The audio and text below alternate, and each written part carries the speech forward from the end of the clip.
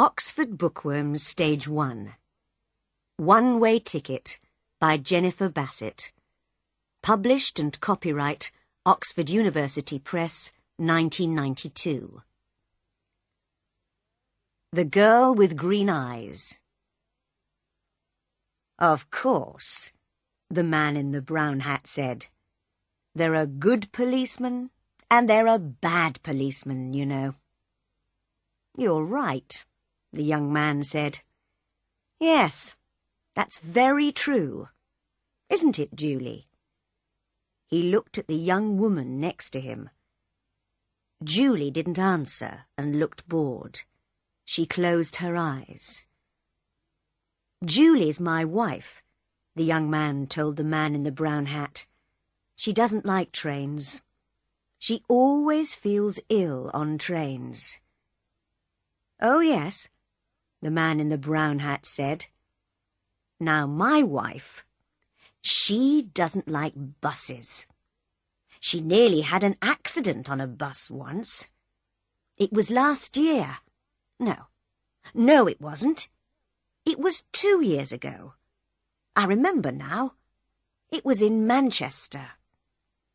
He told a long, boring story about his wife and a bus in Manchester. It was a hot day and the train was slow. There were 7 people in the carriage.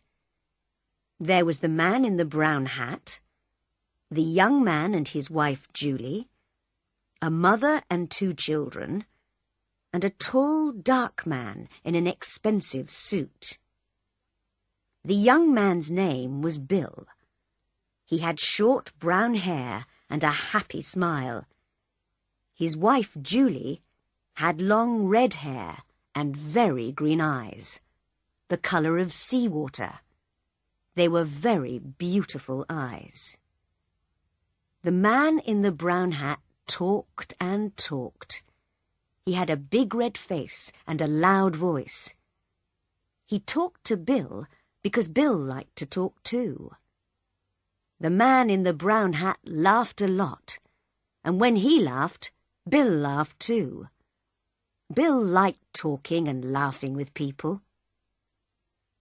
The 2 children were hot and bored. They didn't want to sit down. They wanted to be noisy and run up and down the train. Now sit down and be quiet, their mother said. She was a small woman with a tired face and a tired voice. I don't want to sit down, the little boy said. I'm thirsty. Here, have an orange, his mother said. She took an orange out of her bag and gave it to him. I want an orange too, the little girl said loudly. All right, here you are, said her mother. Eat it nicely now. The children ate their oranges and were quiet for a minute. Then the little boy said, I want a drink. I'm thirsty. The tall, dark man took out his newspaper and began to read. Julie opened her eyes and looked at the back page of his newspaper. She read about the weather in Budapest and about the football in Liverpool. She wasn't interested in Budapest, and she didn't like football, but she didn't want to listen to Bill and the man in the brown hat. Talk, talk, talk, she thought. Bill never stops talking. Then suddenly she saw the tall man's eyes over the top of his newspaper. She could not see his mouth, but there was a smile in his eyes. Quickly, she looked down at the newspaper and read about the weather in Budapest again. The train stopped at Dawlish station, and people got on and got off. There was a lot of noise. Is this our station? the little girl asked. She went to the window and looked out. No, it isn't. Now sit down, her mother said. We're going to Penzance, the little girl told Bill, for our holidays.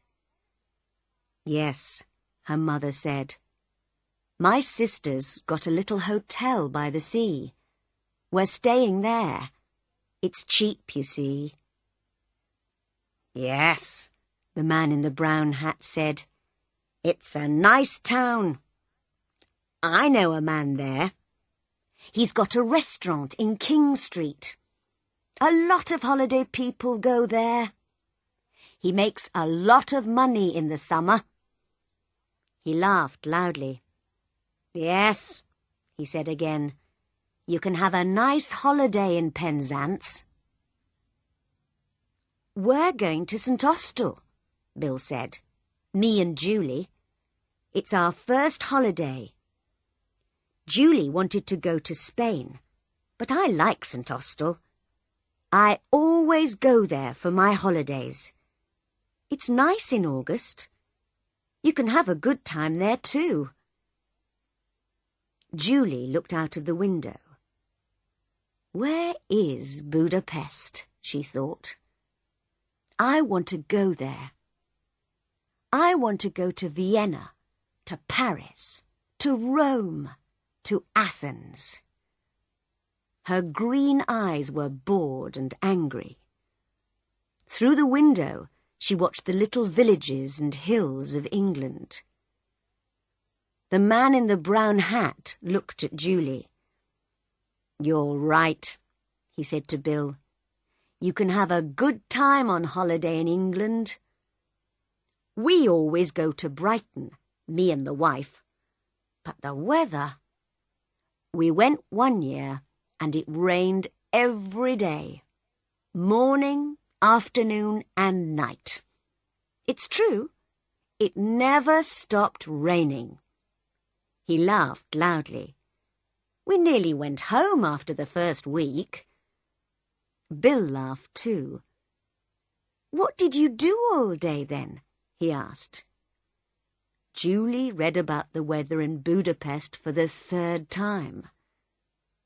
Then she looked at the tall man's hands. They were long, brown hands, very clean. Nice hands, she thought. He wore a very expensive Japanese watch. Japan, she thought. I'd like to go to Japan. She looked up and saw the man's eyes again over the top of his newspaper. This time she did not look away. Green eyes looked into dark brown eyes for a long, slow minute. After Newton Abbot Station, the guard came into the carriage to look at their tickets. Now then, he said, where are we all going? This train's late, the man in the brown hat said. 20 minutes late by my watch.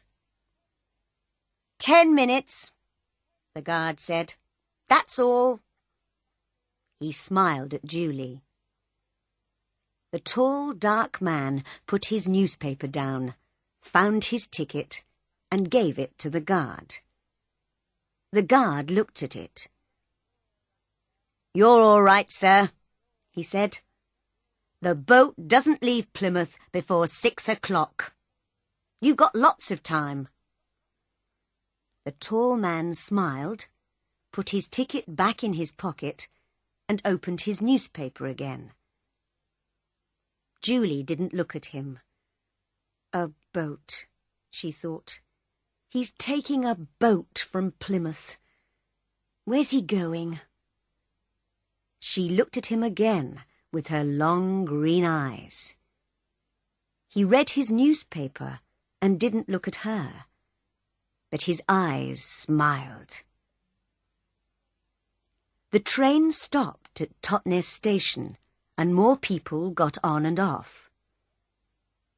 Everybody's going on holiday, Bill said. He laughed. It's going to be wonderful. No work for 2 weeks. It's a nice, quiet town, St. Austell. We can stay in bed in the mornings and sit and talk in the afternoons and have a drink or two in the evenings. Eh, Julie? He looked at his wife. Are you all right, Julie? Yes, Bill, she said quietly. I'm okay. She looked out of the window again. The train went more quickly now, and it began to rain. Bill and the man in the brown hat talked and talked. Bill told a long story about 2 men and a dog, and the man in the brown hat laughed very loudly. That's a good story, he said. I like that. You tell it very well. Do you know the story about... And he told Bill a story about a Frenchman and a bicycle. Why do people laugh at these stories? Julie thought. They're so boring. But Bill liked it. Then he told a story about an old woman and a cat, and the man in the brown hat laughed again. That's good too. I don't know. How do you remember them all? Because, Julie thought, he tells them every day. I don't understand, the little girl said suddenly. She looked at Bill. Why did the cat die? Shh! Be quiet, her mother said. Come and eat your sandwiches now. That's all right, Bill said. I like children. The man in the brown hat looked at the children's sandwiches. I'm hungry too, he said. You can get sandwiches in the restaurant on this train. He looked at Bill. Let's go down to the restaurant, eh? I need a drink too. Bill laughed. You're right. It's thirsty work telling stories. The 2 men stood up and left the carriage. The little girl ate her sandwich and looked at Julie. But why did the cat die? She asked. I don't know, Julie said. Perhaps it wanted to die. The little girl came and sat next to Julie. I like your hair, she said. It's beautiful. Julie looked down at her and smiled. For some minutes it was quiet in the carriage. Then the tall, dark man opened his bag and took out a book. He put it on the seat next to him and looked at Julie with a smile. Julie looked back at him and then down at the book. Famous towns of Italy, she read. Venice, Florence, Rome, Naples. She looked away again, out of the window at the rain. 2 weeks in St. Austell, she thought, with Bill, in the rain. After half an hour, the 2 men came back to the carriage. There are a lot of people on this train, Bill said. Do you want a sandwich, Julie? No, she said. I'm not hungry. You eat them. The train was nearly at Plymouth. Doors opened and people began to move. A lot of people get on here, the man in the brown hat said. The tall, dark man stood up and put his book and his newspaper in his bag. Then he picked up his bag and left the carriage. The train stopped at the station. A lot of people got on the train and 2 women and an old man came into the carriage. They had a lot of bags with them. Bill and the man in the brown hat stood up and helped them. One of the women had a big bag of apples. The bag broke, and the apples went all over the carriage. "Oh, damn!" she said. Everybody laughed and helped her to find the apples. The train moved away from Plymouth Station. After a minute or 2, everybody sat down, and the woman gave some apples to the children. "Where's Julie?" Bill said suddenly. "She's not here." "Perhaps she went to the restaurant," the man in the brown hat said. "But she wasn't hungry," Bill said. "She told me." The little girl looked at Bill. "She got off the train at Plymouth," she said, "with the tall dark man. I saw them." "Of course she didn't," Bill said. "She's on this train. She didn't get off." "Yes, she did," the children's mother said suddenly. "I saw her too. The tall man waited for her on the platform." "He waited for her?" Bill's mouth was open. But he read his newspaper all the time. He didn't talk to Julie, and she never talked to him. They didn't say a word." "People don't always need words, young man," the children's mother said. "But she's my wife!" Bill's face was red and angry. "She can't do that," he said loudly. He stood up. "I'm going to stop the train." Everybody looked at him, and the 2 children laughed. "No," the man in the brown hat said. "No, you don't want to do that.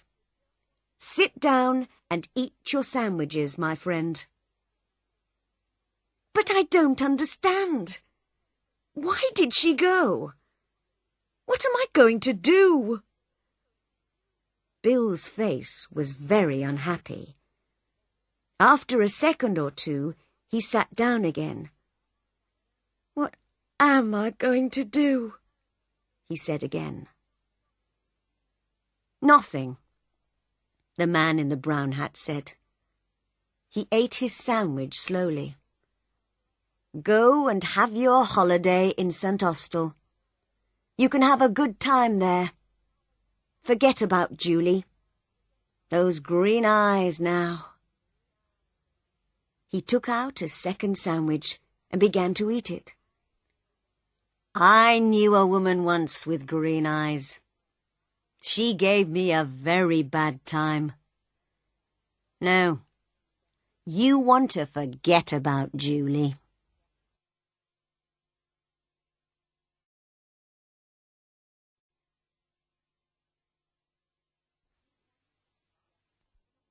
South for the winter.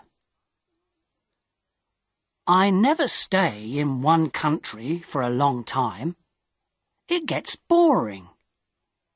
I like to move on, see new places, meet different people. It's a good life, most of the time. When I need money, I get a job.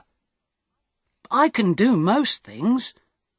Hotel and restaurant work, building work, picking fruit. In Europe, you can pick fruit most of the year. You need to be in the right country at the right time, of course. It's not easy work, but the money's not bad. I like to go south in the winter. Life is easier in the sun, and Northern Europe can get very cold in the winter. Last year, 1989 it was, I was in Venice for October. I did some work in a hotel for 3 weeks. Then I began slowly to move south. I always go by train when I can. I like trains. You can walk about on a train, and you meet a lot of people. I left Venice and went on to Trieste. There, I got a cheap ticket for the slow train to Sofia, in Bulgaria. This train goes all down through Yugoslavia and takes a long time, a day and a half, but that didn't matter to me. The train left Trieste at 9 o'clock on a Thursday morning. There weren't many people on it at first, but at Zagreb more people got on. 2 girls went along the corridor, past my carriage. They looked through the door, but they didn't come in. Then an old woman came in, sat down and went to sleep. The 2 girls came back along the corridor and looked into the carriage again. The train left Zagreb, and I looked out of the window for about 10 minutes. Then I went to sleep too. When I opened my eyes again, the 2 girls were in the carriage. They looked friendly, so I said, "Hello." "Hi," they said. "You're American," I said. "Or Canadian, right?" "American," the taller girl said. She smiled. "And you're 23?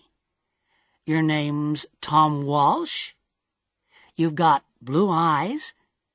And your mum lives in Burnham-on-Sea, UK, right?" "How did you know all that?" I asked. The second girl laughed. "She looked at your passport. It's in your coat pocket." "Oh, right." My coat was on the seat next to me. I took my passport out of my pocket and put it back in my bag. "Who are you then?" I asked. They told me. Melanie and Carol from Los Angeles, USA. They liked Europe, they said. They knew a lot of places. Britain, Holland, Denmark, Germany, France, Spain, Italy, Yugoslavia, Bulgaria, Greece. "I'm going to Bulgaria now," I said, "for about a month. Then I'm going south for the winter. Cyprus, or perhaps North Africa." "Oh yes," they said. "We'll love Bulgaria. Sofia's a great town, wonderful." "What do you do about money?" I asked. "Well, you know," Carol smiled. "Sometimes we get a little job, this and that. But what about you?" "Yeah, come on," Melanie said. "Tell us about you, Tom Walsh with the blue eyes and the mum in Burnham-on-Sea. What are you doing with your life, hey?" So I told them. They were nice girls. They were older than me, perhaps 27 or 28, but I liked them. We talked and laughed for hours. I told them a lot of stories about my life. Some of the stories were true, some weren't. But the girls laughed and said I was a great guy. I asked them about Bulgaria, because I didn't know the country. They knew Sofia well, they said. "Hey, Carol," Melanie said, "we're staying in Bela Palanka for a day or 2. But let's go over to Sofia this weekend and meet Tom there. We can meet him on Saturday night at the Hotel Marmara." "Yeah, it's a good hotel," Carol told me. Cheap, but good. What do you think, Tom? Great, I said. Let's do that. The train was very slow. We got to Belgrade at 6 o'clock in the evening, and a lot of people got off. There were only me and the girls in the carriage then. The guard came and looked at our tickets and went away again. Carol looked at Melanie. "Hey, Mel," she said, "why don't you and Tom go along to the restaurant? I'm not hungry, and I want to sleep for an hour." Food's very expensive on the train," I said. "I haven't got much money just now. I'm going to get a job in Sofia." "Oh, Tom," Melanie said, "why didn't you tell us? Look, you're a nice guy, right? We're okay for money this week. We can buy you a meal." "Of course we can," Carol said. "And look, in Sofia, we can take you to the best restaurant in town. It's a great place. We love it." What could I say? I was hungry. They had money. I didn't. So Melanie and I went to the restaurant and had a meal. When we came back, Carol was still alone in the carriage. Melanie put her feet on the seat and went to sleep. At Nis, some more people got on the train, and 2 old men came into our carriage. They looked at Melanie's feet on the seat and talked in loud voices. Carol laughed, and Melanie opened her eyes and sat up. "Are we nearly there?" she asked Carol, and looked out of the window. "Yeah, about half an hour, I think." "Why are you getting off at Bela Palanka?" I asked. "What are you going to do there?" Melanie smiled. "Find a cheap hotel, meet people, take a look at the town, you know." "Just for a day or 2, Carol said. "But there's nothing there." "Oh, well, you never know," Melanie laughed. "See you in Sofia, right? On Saturday night. The Hotel Marmara, okay? 8 o'clock, Carol said. "Don't forget now." "Okay, great," I said. "See you there." The train came into Bela Palanka and stopped. The 2 girls got off and stood on the platform. They smiled at me through the window. "Saturday, 8 o'clock, Melanie shouted. "Okay," I called. They couldn't hear me because of the noise in the station. They smiled again, picked up their bags, and walked away. Nice girls. I'm going to have a great time in Sofia, I thought. The train left Yugoslavia and crossed into Bulgaria at 2 o'clock in the morning. Then the train stopped at some village. I don't remember the name. I ate an apple and looked out of the window.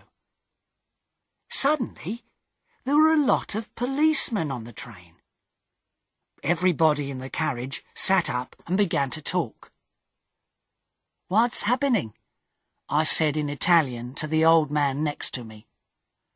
"I don't know," he said in bad Italian. "Perhaps they're looking for somebody. Look, the police are taking some people off the train." Then 2 policemen came into our carriage, a tall, thin one and a short, fat one. They looked at everybody carefully, and then they looked at me again. "Come with us, please," the fat policeman said in English. "What, me?" I said. "Why? What's the matter?" "And bring your bag with you," the tall policeman said. I began to ask a question, but policemen never like questions from young men with long hair. So I stayed quiet, picked up my bag, and went with them. In the station building, there were a lot more policemen and some people from the train. They were all young people, I saw. Some were afraid, some were bored. The police looked in everybody's bags, and then the people went back to the train. My two policemen took me to a table. "Your passport, please," the fat policeman said, "and open your bag." They looked at my passport, and I opened my bag. There was a young policewoman with red hair at the next table. She had a nice face, so I smiled at her, and she smiled back. "Aha!" the tall policeman said suddenly. All my dirty shirts and clothes were out on the table. The policeman picked up my bag and turned it over. Onto the table, out of my bag, fell packet after packet of US American dollars. Nice new dollars. $50 notes in big packets. A lot of money. My mouth opened and stayed open. I couldn't find my voice. I was suddenly a very interesting person, and a lot of police ran up to our table and stood behind me. 50,000, 100,000, 150,000. There's $200,000 here, the tall policeman said. What an interesting bag, Mr. Tom Walsh. I found my voice again quickly. But it's not my bag, I shouted. There was a big, happy smile on that policeman's face. Well, he said, it's got your name on it. Look. So I looked. And of course there was my name. And yes, of course it was my bag. So how did 200,000 US dollars get into my bag? You cannot bring US dollars into this country, the fat policeman said. He had very short grey hair and little black eyes. He didn't smile once. But I didn't bring them, I said quickly. They're not my dollars. I never saw them before in my life, and... There was a lot of noise in the station. I looked out of the window and saw my train. Slowly, it began to move. Hey! I shouted. That's my train! The tall policeman laughed. It was a great day for him. Oh, no, he said. You're not getting back on that train. You're staying here with us, in our beautiful country. He smiled happily. So, I never got to Sofia on Saturday. I was very unhappy about that. I wanted to have a little talk with Melanie and Carol. Ask them 1 or 2 questions, you know. You're a nice guy, Tom. See you in Sofia, okay? Take you to the best restaurant in town. Yeah, great. And I never got down to Cyprus or North Africa that winter. Oh well, I live and learn. It's not an easy life in prison, but it's warm in winter, and the food's not bad. And I'm meeting some interesting people. There's a man from Georgia, USSR. Boris, his name is. He comes from a place by the Black Sea. He's a great guy. When we get out of here, he and I are going down to Australia. Brisbane, perhaps, or Sydney. Get a job on a ship. Start a new life. Yeah, next year's going to be okay.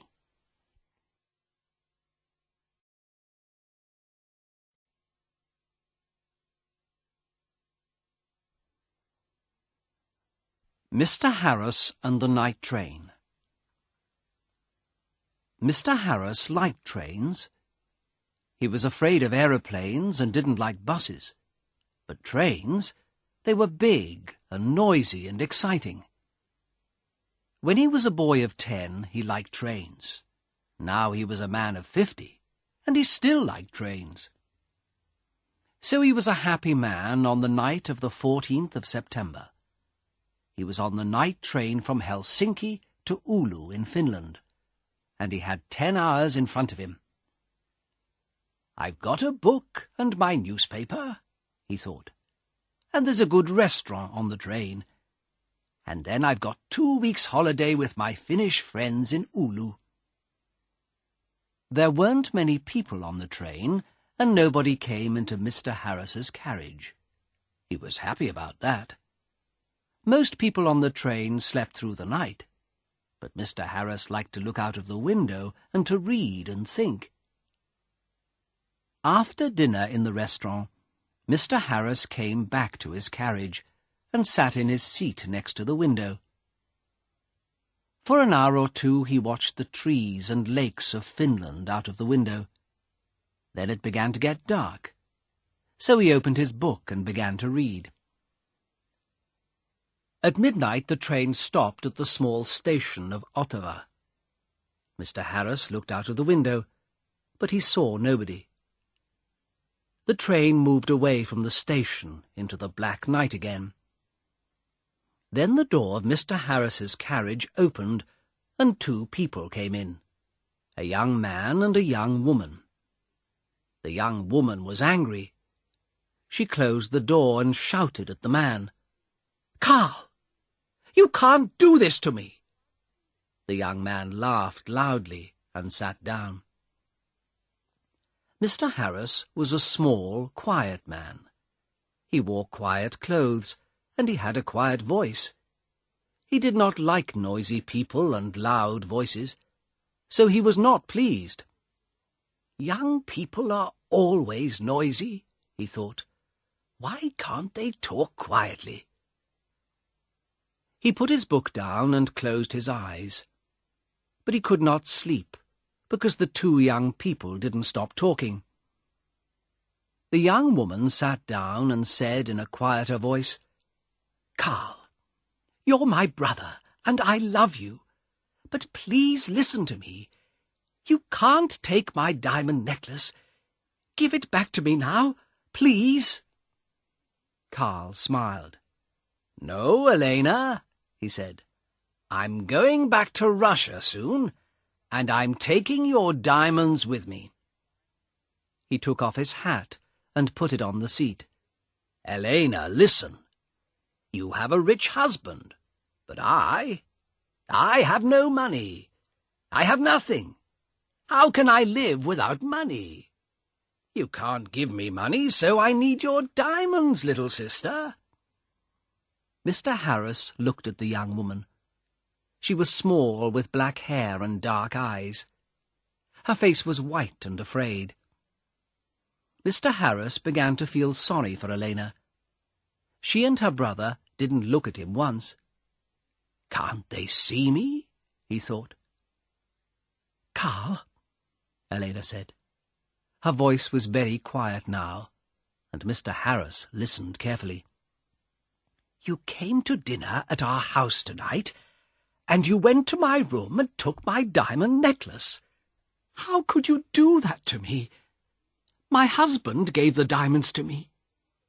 They were his mother's diamonds before that.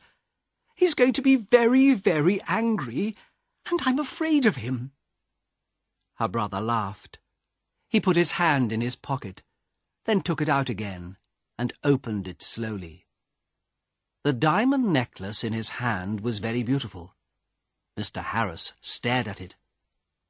For a minute or two nobody moved, and it was quiet in the carriage. There was only the noise of the train, and it went quickly on through the dark, cold night. Mr. Harris opened his book again, but he didn't read it. He watched Carl's face, with its hungry eyes and its cold smile. "What beautiful, beautiful diamonds," Carl said. "I can get a lot of money for these." "Give them back to me, Carl," Elena whispered. "My husband's going to kill me. You're my brother. Please help me. Please." Carl laughed again, and Mr. Harris wanted to hit him. "Go home, little sister," Carl said. "I'm not going to give the diamonds back to you. Go home to your angry husband." Suddenly there was a knife in the young woman's hand, a long, bright knife. Mr. Harris watched with his mouth open. He couldn't speak or move. "Give the diamonds back to me," Elena cried, "or I'm going to kill you." Her hand on the knife was white. Carl laughed and laughed. "What a sister," he said. "What a kind, sweet sister. No, they're my diamonds now. Put your knife away, little sister." But the knife in the white hand moved quickly, up, then down. There was a long, terrible cry, and Carl's body fell slowly onto the seat. The colour of the seat began to change to red, and the diamond necklace fell from Carl's hand onto the floor. Elena's face was white. "Oh, no," she whispered. "Carl, come back. Come back. I didn't want to kill you." But Carl didn't answer, and the red blood ran slowly over the floor. Elena put her head in her hands, and again in the carriage there was a long, terrible cry. Mr. Harris's face was white too. He opened his mouth, but he couldn't speak. He stood up and carefully moved to the door. The young woman was quiet now. She didn't move or look up at Mr. Harris. In the corridor, Mr. Harris ran. The guard was at the back of the train, and Mr. Harris got there in half a minute. "Quickly," Mr. Harris said. "Come quickly. An accident. A young woman. Oh, dear. Her brother he's dead." The guard ran with Mr. Harris back to the carriage. Mr. Harris opened the door, and they went inside. There was no dead body of a young man. There was no young woman. No blood. No knife. No diamond necklace. Only Mr. Harris's bags and his hat and coat. The guard looked at Mr. Harris, and Mr. Harris looked at him. "But," Mr. Harris began, "but they were here. I saw them. The young woman, she had a knife, and she killed her brother." "A knife, you say?" the guard asked. "Yes," Mr. Harris said quickly. "A long knife. And her brother took her diamonds, so she—" "Ah, diamonds," the guard said. "Was the young woman's name Elena?" he asked. "Yes, it was," Mr. Harris said. "How do you know that? Do you know her?" "Yes, and no," the guard said slowly. He thought for a minute, then looked at Mr. Harris. "Elena di Saronelli," he said. "She had dark eyes and black hair. Very beautiful. She was half Italian, half Finnish. Her brother was a half-brother. They had the same father, but his mother was Russian, I think." "Was? Had?" Mr. Harris stared at the guard. "But Elena, she's alive. And where is she?" "Oh, no," said the guard. "Elena di Saronelli died about 80 years ago. After she killed her brother with a knife, she jumped off the train and died at once. It was near here, I think." He looked out of the window into the night. Mr. Harris's face was very white again. 80 years ago?" he whispered. "What are you saying? Was she and her brother? But I saw them." "Yes, that's right," the guard said. "You saw them, but they're not alive. They're ghosts. They often come on the night train at this time in September. I never see them, but somebody saw them last year. A man and his wife. They were very unhappy about it. But what can I do? I can't stop Elena and Carl coming on the train." The guard looked at Mr. Harris's white face. "You need a drink," he said. "Come and have a vodka with me." Mr. Harris didn't usually drink vodka, but he felt afraid. When he closed his eyes, he could see again Elena's long knife, and could hear her terrible cry. So he went with the guard to the back of the train. After the vodka, Mr. Harris felt better. He didn't want to sleep, and the guard was happy to talk. So Mr. Harris stayed with the guard and didn't go back to his carriage. "Yes," the guard said. "It's a famous story. I don't remember it all. It happened a long time ago, of course. Elena's father was a famous man here in Finland. He was very rich once, but he had 3 or 4 wives and about 8 children. And he liked the good things of life, so there wasn't much money for the children. Carl, the oldest son, was a bad man, people say. He wanted an easy life and money in his hand all the time." The train hurried on to Oulu through the black night, and the guard drank some more vodka. "Now, Elena," he said, "she didn't have an easy life with those 3 difficult men, her father, her brother, her husband. One year she visited her mother's family in Italy, and there she met her husband, Di Saronelli. He was rich, but he wasn't a kind man. They came back to Finland, and Carl often visited their house. He wanted money from his sister's rich husband. Elena loved her brother, and gave him some money, but Di Saronelli didn't like Carl and was angry with Elena.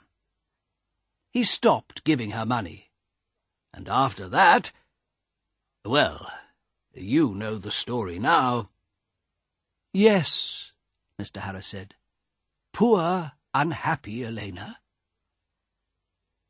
Mr. Harris stayed with his friends in Oulu for 2 weeks. They were quiet weeks, and Mr. Harris had a good holiday. But he took the bus back to Helsinki. The bus was slow, and there were a lot of people on it, but Mr. Harris was very happy. He didn't want to take the night train across Finland again.